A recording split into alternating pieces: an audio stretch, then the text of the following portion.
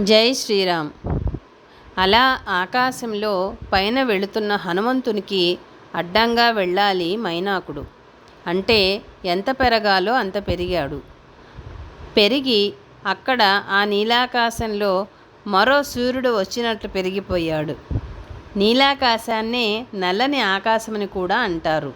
ఏ అడ్డము లేకుండా అలా పైకి పెరిగిపోయిన ఆ మైనాక పర్వతమును హనుమంతుడు చూచినాడు.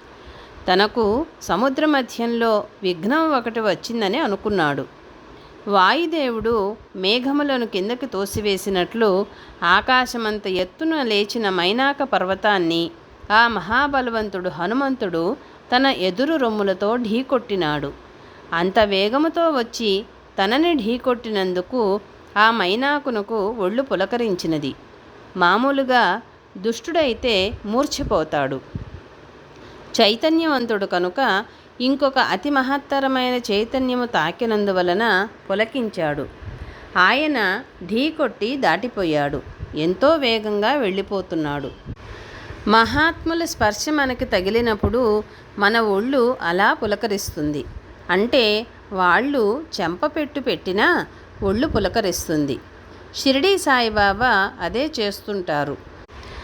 ఆయన చుట్టూ ఉండే శిష్యులు కోరి కొట్టించుకునేవాళ్ళు. దాంతో వాళ్ళ పని అయిపోయేది. గిచ్చుకోవడం, కోపడటం, తిట్టడం ఆయన విధానం. ఎందుకంటే ఒక మాట మెత్తగా చెప్పిన దానికి, ఒక దెబ్బ గట్టిగా కొట్టిన దానికి చాలా తేడా ఉంటుంది. ఇంపాక్ట్ కోసం ఒక్కొక్కసారి ఒక్కొక్క సద్గురువు పరిస్థితిని బట్టి, శిష్యుడికి తనకి ఉన్న సన్నిహితాన్ని బట్టి అలా చేస్తుంటారు. జై శ్రీరామ్.